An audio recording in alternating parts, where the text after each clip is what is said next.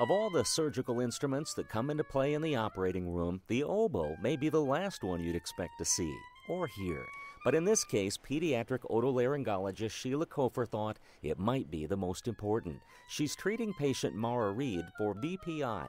Velopharyngeal insufficiency. That's just a fancy word that means some air was escaping out the back of her throat and up and out through her nose when she was playing her instrument.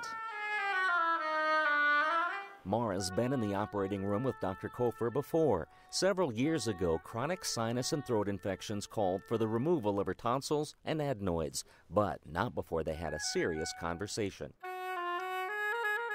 A conversation about the risks for a highly accomplished musician, such as Maura. There is a risk of developing this difficulty with playing your wind instrument or even with speech if you take out the adenoids. Take a look inside the mouth. Relax your tongue.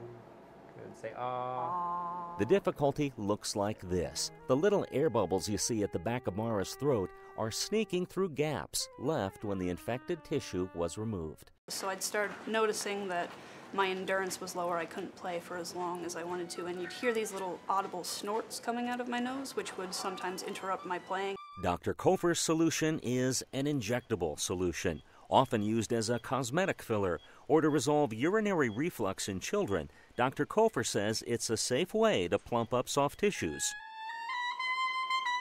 Bringing in the oboe, however, was a first.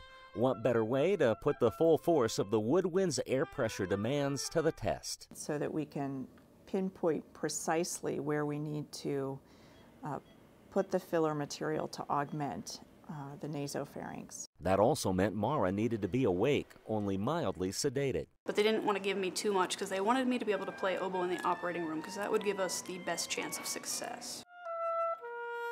Success is exactly what they got. Really happy that this all worked out so that I could perform those as well as I can. For the Mayo Clinic News Network, I'm Dennis Doda.